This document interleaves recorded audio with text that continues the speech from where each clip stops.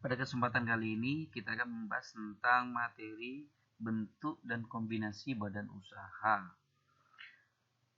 Materi kali ini terkait dengan mata kuliah pengantar bisnis pada Prodi Manajemen Fakultas Ekonomi dan Bisnis Universitas Wiraraja Madura.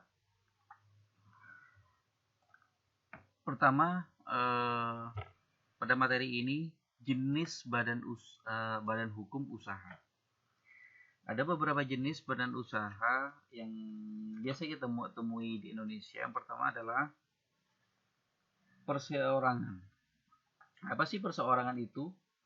Perseorangan adalah perusahaan perseorangan yang dimiliki oleh perseorangan, hanya satu orang, yaitu menurut dari bahasanya sudah perseorangan, berarti pemilik pada usaha ini adalah seorang, atau hanya dimiliki oleh satu orang saja. Terus yang kedua adalah firma.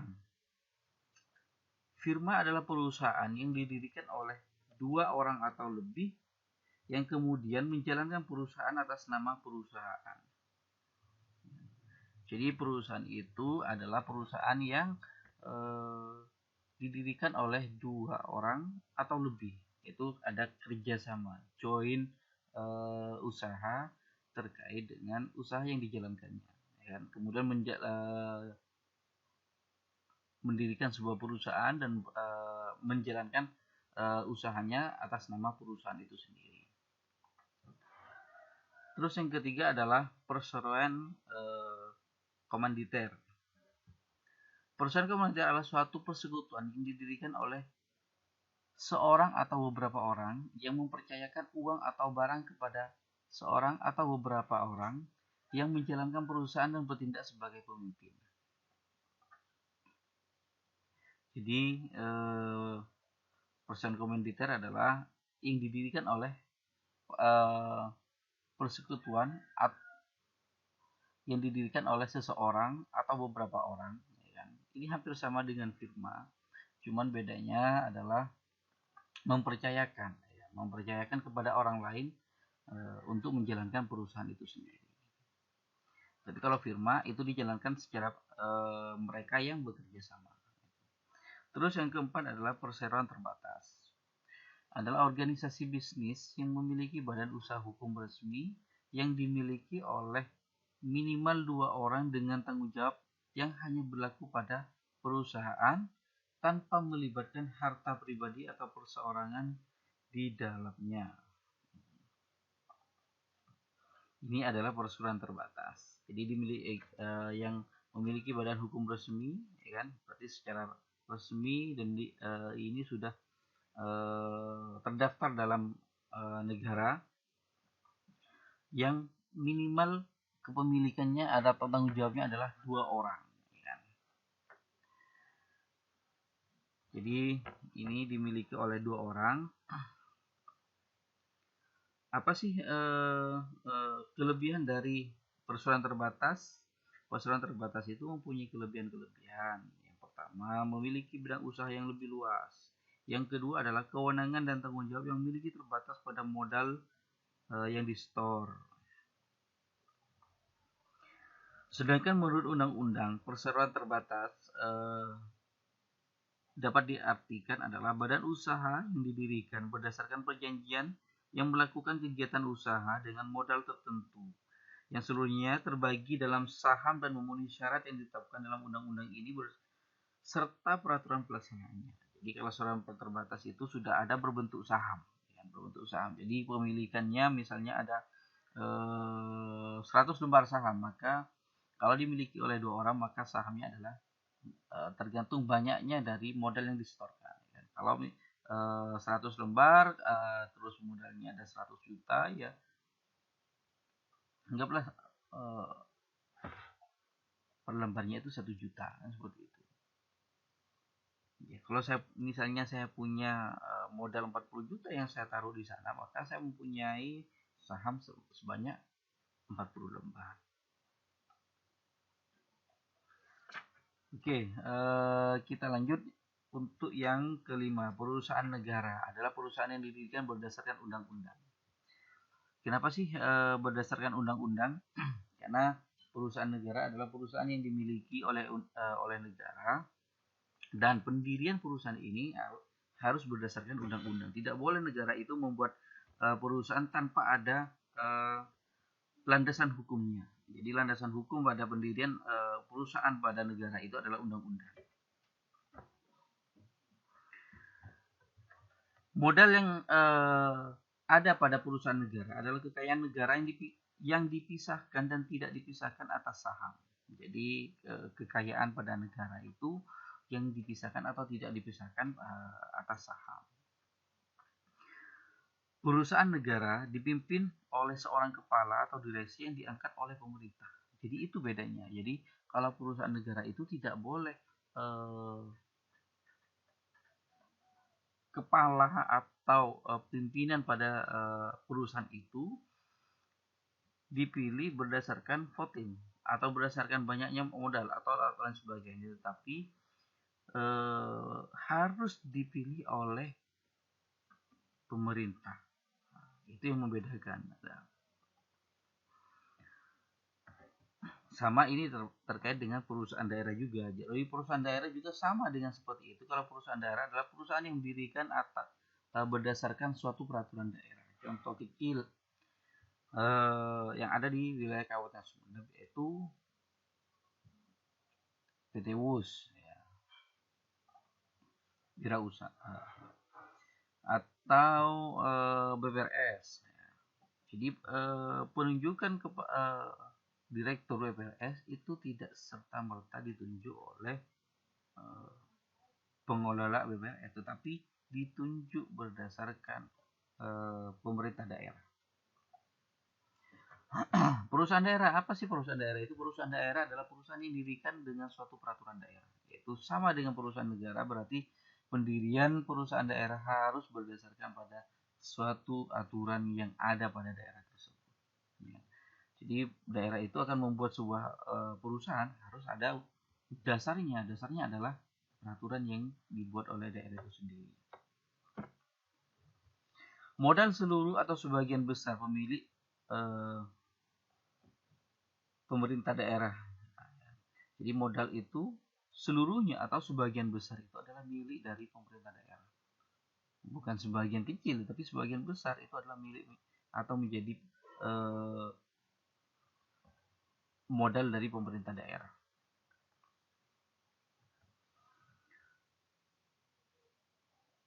Tujuan dari pelaksanaan atau pendirian perusahaan daerah adalah yang pertama melaksanakan pembangunan daerah, khususnya pada pembangunan ekonomi secara nasional, khususnya lebih khusus lagi kepada daerah itu sendiri. Jadi perusahaan daerah ini adalah perusahaan yang ada pada suatu daerah, misalnya Sumeneb, Jawa Timur, itu adalah sebuah daerah.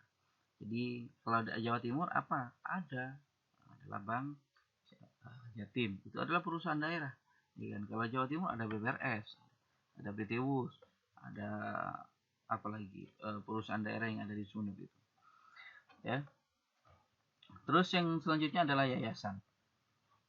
Yayasan adalah badan usaha yang tidak bertujuan untuk mencari keuntungan, lebih menekankan pada tujuan sosial. Ini adalah tujuan awal yang harus dicapai oleh sebuah yayasan, bukan perusahaan, sorry. Yang dicapai oleh sebuah yayasan. Kenapa? Karena yayasan itu adalah bertujuan bukan untuk mencari keuntungan, tetapi untuk kepentingan sosial. Yayasan, modal yayasan itu dari mana? Ada dari investor. Investor itu adalah bukan investor semacam pada perusahaan atau yang mereka mencari benefit atau profit, tetapi mereka hibah atau semacam pemberian secara sukarela, sehingga yayasan ini bisa terbentuk. Yayasan dipimpin oleh siapa? Kalau tadi yayasan itu dipimpin oleh pengurus, ya kan? Oleh pengurus, ada pengurus harian dan sebagainya. Dan semua harta yang ada pada pengurus itu dipisahkan dari yayasan.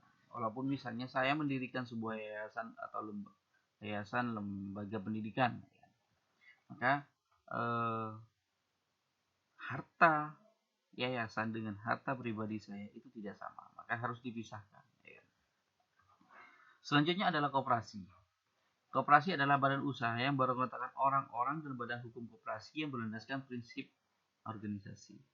Kenapa sih ada beranggotakan orang-orang dan badan hukum koperasi? Ini adalah koperasi. Sebelum kita masuk, koperasi itu didirikan berdasarkan Undang-Undang Nomor 25 Tahun 95. Ya. Undang-Undang Nomor 25 Tahun 95. Di mana koperasi itu mempunyai prinsip-prinsip organisasi pada koperasi itu sendiri, ya kan? Dari anggota untuk anggota dan kembali kepada anggota lagi. Itu adalah prinsipnya. Kenapa sih koperasi itu harus beranggotakan orang-orang dan hukum? Yang pertama adalah koperasi itu beranggotakan orang-orang. Jadi ketika kita akan mendirikan sebuah koperasi, maka minimal anggota yang terdaftar dalam organisasi tersebut atau di dalam koperasi itu adalah minimal 20 orang. Maka itu baru dikatakan sebuah koperasi harus dibentuk semacam daftar hadir, ya kan? Daftar hadir, ada berita acara pembentukan koperasi, itu adalah sebuah koperasi. Maka koperasi tersebut bisa dijalankan atas nama sebuah koperasi. Itu adalah koperasi. Maka minimal koperasi itu beranggotakan 20 orang. Terus yang kedua adalah badan hukum koperasi, ya, badan hukum koperasi. Maka koperasi boleh beranggotakan koperasi-koperasi. Maksudnya adalah bahwa koperasi itu tidak hanya beranggotakan orang per orang, tetapi boleh dalam suatu daerah mereka bergabung dari beberapa koperasi yang ada, 2, 3 dan sebagainya, itu bergabung menjadi satu, membentuk sebuah koperasi yang lebih besar. Karena lebih besar dan jangkauan daripada usaha koperasi itu sendiri juga akan lebih luas. Ya. Maka itulah yang disebut dengan koperasi beranggotakan badan hukum koperasi.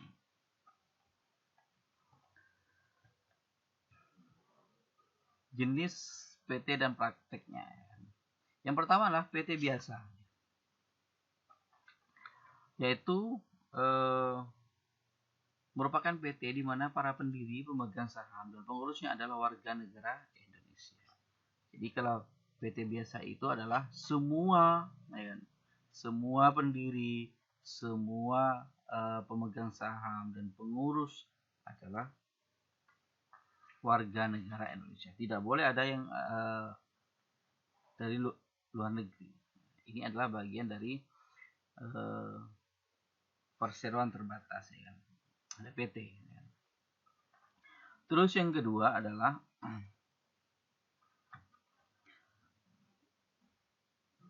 PT terbuka, ya. Terbatas terbuka. Merupakan PT yang didirikan dalam rangka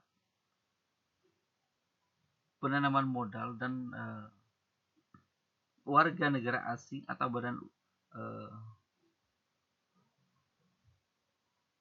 usaha yang dimungkinkan untuk menjadi pendiri, pemegang saham atau pengurus dari PT itu sendiri. Ya. Jadi PT terbatas terbuka, bukan PT terbuka ya, terbatas terbuka.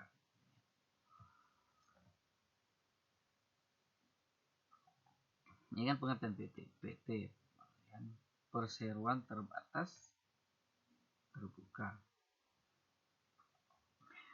Jadi didirikan dalam rangka menanam modal dari warga asing. Jadi boleh kalau di sini ini boleh warga asing menanamkan modal atau menjadi investor pada perusahaan, ya.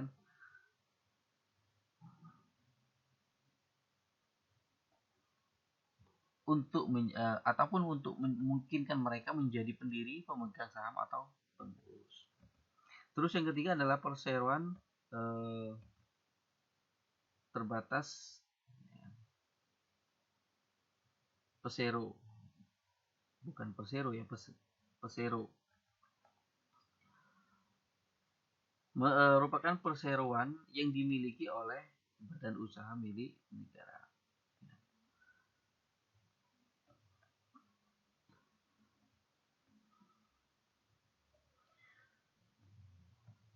Contohnya adalah PT Telkom. PT Telkom. Nah, biasanya di belakang tulisan PT Telkom itu ada kalau perusahaan-perusahaan seperti ini ada tulisan di belakang itu adalah Persero. Itu adalah salah satunya adalah PT Telkom.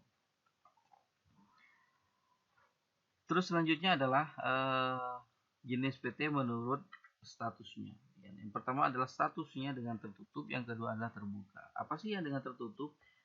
Merupakan perseroan terbatas yang modal dan jumlah pemegang sahamnya memiliki kriteria tertentu dan perseroan tersebut tidak melakukan penawaran umum.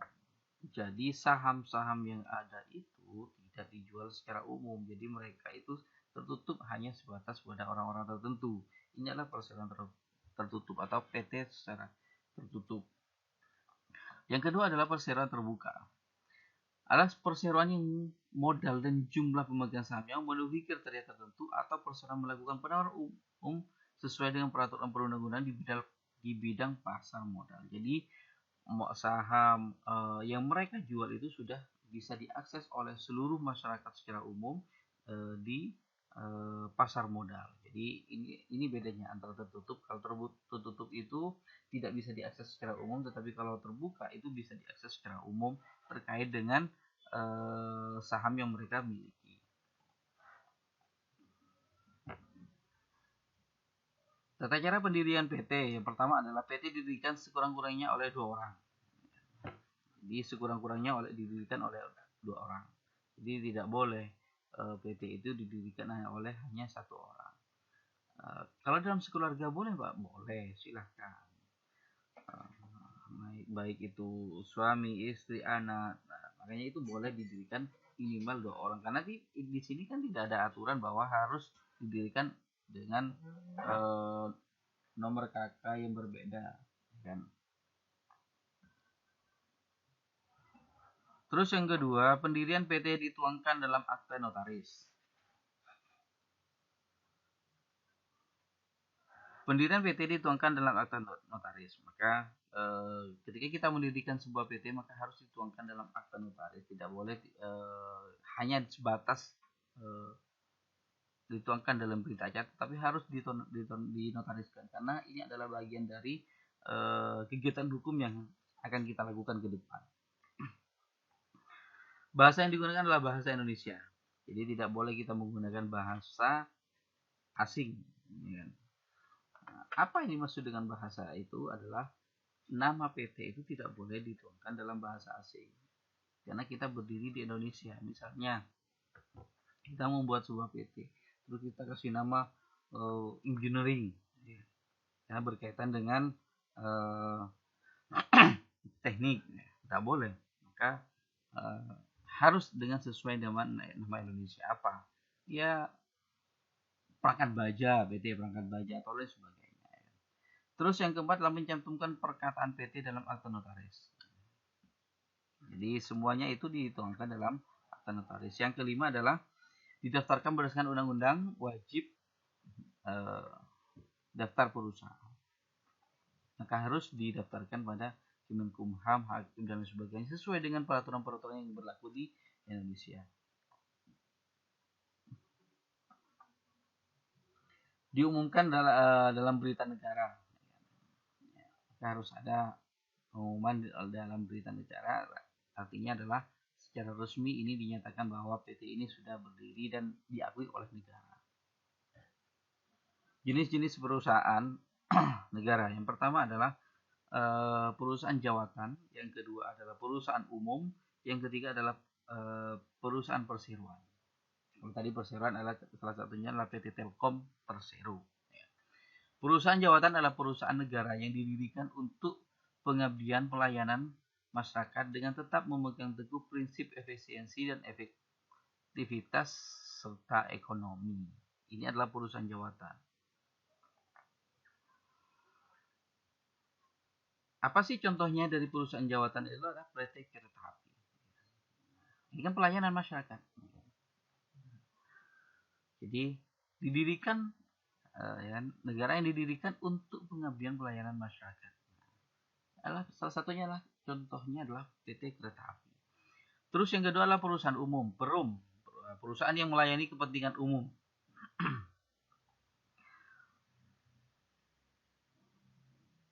Berbeda dengan tadi perusahaan jawatan. Kalau perusahaan jawatan itu adalah pelayanan kepada masyarakat, kalau perusahaan Perum ini adalah perusahaan yang melayani kepentingan umum. Salah satu contohnya adalah Pegadaian, ya. Pegadaian, Damri, itu adalah perusahaan umum. Terus yang ketiga adalah perusahaan perseroan, adalah perusahaan negara yang didirikan dengan maksud mencari keuntungan. Bentuk badan hukumnya adalah berbentuk PT. Ini adalah perseroan yang memang dikhususkan kepada profit dan benefitnya. Profit oriented saja ini. Nah, jadi perusahaan ini didirikan untuk mencari keuntungan. Kalau tadi yang dua itu adalah untuk pengabdian dan pelayanan, terus yang Perum itu adalah melayani kepentingan umum. Kalau yang ketiga ini adalah untuk mencari keuntungan. Apa salah satu contohnya adalah PLN. PT PLN itu adalah untuk mencari keuntungan. Yang kedua adalah perbankan.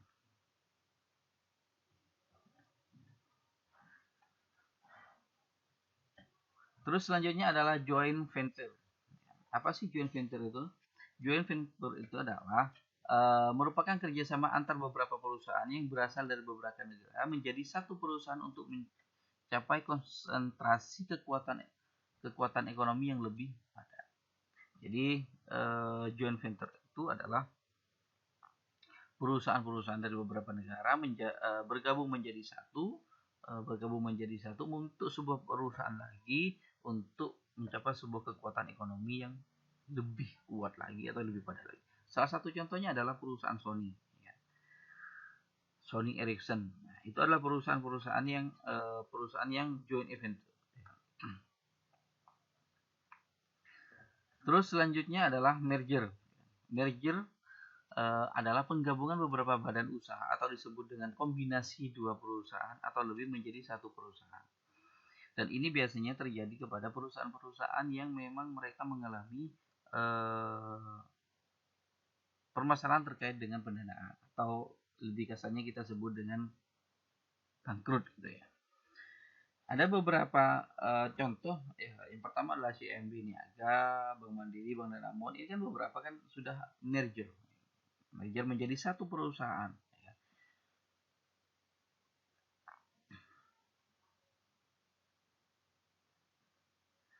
Jadi merger itu adalah penggabungan dari beberapa perusahaan menjadi satu perusahaan. Alasan mereka melakukan merger yang pertama adalah kegagalan atau kerugian. Seperti saya katakan lagi bahwa mereka mengalami kerugian atau kasarnya adalah bangkrut. Nah, itu perusahaan mereka bangkrut, kesulitan dalam memenuhi kebutuhan pendanaan. Yang kedua adalah keinginan beristirahat atau beralih kegiatan. Jadi keinginan beristirahat atau beralih kegiatan, karena mungkin ada beberapa kalau manusia kan ada rasa memang di mana ada rasa jenuh. Jadi mereka sudah bosan dengan usaha-usaha yang mereka lakukan selama ini dan mereka ingin melakukan sebuah usaha-usaha baru. Ya. Terus yang ketiga adalah mengurangi risiko. Karena biasanya merger itu dilakukan untuk mengurangi, salah satunya adalah risiko terkait dengan baik itu inflasi atau masalah pendanaan, masalah karyawan, PHK dan lain sebagainya. Yang keempat adalah ada tawaran yang lebih menguntungkan.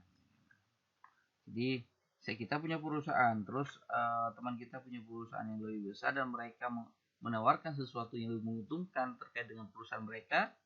Ketika kita bergabung dengan usaha mereka, yaitu sah-sah saja kita dilakukan sebuah merger. Dan ini pun juga bisa terjadi bukan hanya dalam perusahaan.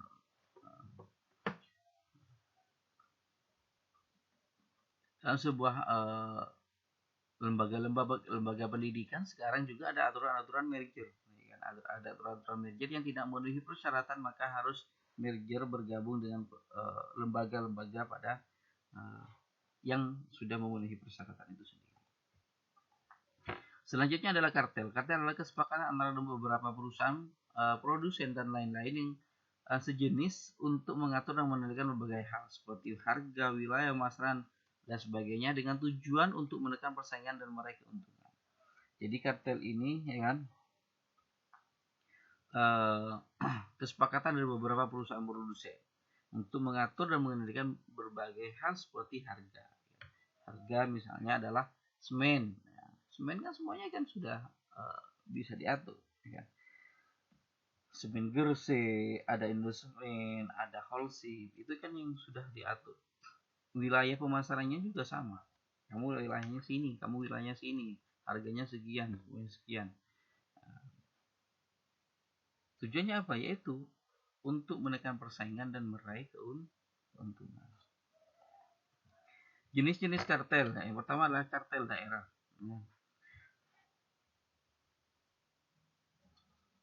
Apa sih kartel daerah? Yaitu terkait dengan pembagian pemasaran yang dikuasai oleh misalnya seperti Holcim seperti tadi. Holcim wilayah daerahnya mana? Kamu menguasai daerah wilayah Madura, wilayah Jawa, Bali dan sebagainya. Itu adalah pembagian. Terus yang kedua adalah produksi. Perusahaan yang membentuk kartel produksi mengadakan perjanjian untuk menentukan luas produksi masing-masing. Luas produksinya itu sekian. Tambang, itu kan ada seperti itu kan. Kamu produksinya sekian hektar, sedangkan kita produksi sekian hektar dan sebagainya. Terus yang ketiga adalah kartel kondisi. Kartel kondisi adalah bentuk atas dasar perjanjian mengatur syarat-syarat perjualan, termasuk syarat penyerahan barang, tempat penjualan tunai atau kredit, pemberian potongan dan sebagainya. Tapi semuanya harus disesuaikan pada kondisi yang ada. Ya. Terus yang keempat adalah kartel harga. Agar tidak terjadi hal ini dilakukan, yang pertama adalah agar tidak terjadi penyedotan pembelian oleh satu anggota daerah lain dengan menurunkan harga daerahnya. Ya. Jadi ini adalah salah satu untuk menekan sebuah persaingan sehingga kondisi harga tetap bisa stabil.